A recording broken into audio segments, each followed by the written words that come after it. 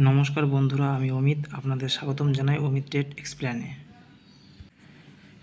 তো আগামীকাল আমরা কীভাবে ট্রেড করব সেটা আমরা একটু দেখে নিই, চলুন।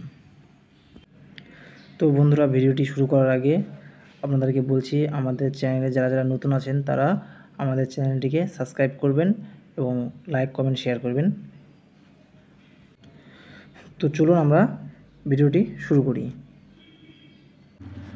তো চলুন আমরা ইন্টারডেতে কীভাবে কালকে ট্রেড করব দেখে নিই। তো এইখানে কিছুদিন টাইম কাটানোর পর কিন্তু ব্রেকডাউন দিয়েছে মার্কেট। তো এটি কিন্তু রেজিস্ট্যান্স লেভেল।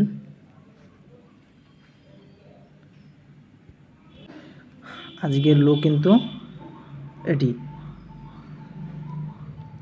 তো আগামীকাল আমরা কীভাবে ট্রেড করব, তো কালকে যদি দেখি আমরা দেখি মার্কেট এখানে ফ্ল্যাট ওপেন হওয়ার পরে ব্রেকডাউন দিয়েছে, তাহলে এখানে এসএল লাগিয়ে আমরা ছোট্ট করে একটি সেলিং সাইডে ট্রেড নেব।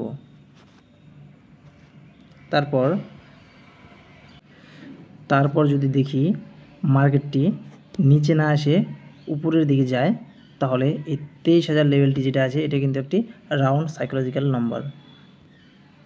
তারপর যদি দেখি এখানে কোনো ভালো ক্যান্ডেল দিয়ে ব্রেকডাউন দিয়েছে, তারপরে আমরা সেলিংয়ের সাইডে আবার ট্রেড প্ল্যান করব। তারপর যদি দেখি আমরা এখানে 23,000 লেভেলটিকে মার্কেট পার করে দিয়েছে, এখানে যাক, এখান থেকে গিয়ে সাপোর্ট নিয়ে আবার যদি কোনো রেজিস্ট্যান্স পায় ভালো করে দেখি, তারপরে আমরা সেলিংয়ের সাইডে আবার বসবো।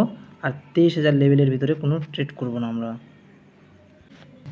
কালকে যদি দেখি এখানে গ্যাপ আপ ওপেন হয়েছে মার্কেট, গ্যাপ আপ ওপেন হওয়ার পরে আগেই কল কিনবেন না, এটুকু জনের মধ্যে কোনো ট্রেড করবেন না। এখান থেকে মার্কেটটি উপরের দিকে যাওয়ার পরে এখান থেকে রেজিস্ট্যান্স পেয়ে মার্কেটটি যদি নিজের দিকে ফল করে ভালো কোনো ক্যান্ডেল স্টিক প্যাটার্ন দেখে তারপর আপনারা ট্রেড করবেন, সেখানে সেলিংয়ের প্ল্যান করবেন। তো এই ছিল আমার ট্রেডিং প্ল্যান। যদি আমার চ্যানেলটিকে ভালো লাগে তাহলে আপনারা লাইক কমেন্ট শেয়ার করবেন এবং সাবস্ক্রাইব করবেন। এই প্ল্যানটি সোমবার দিন আপনারা দেখতে পাবেন। যেটুকু বললাম এইটুকুর মধ্যে আশা করি কিছু না কিছু হয়ে যাবে। বাই বাই, পরের ভিডিওতে দেখা যাচ্ছে বন্ধুরা।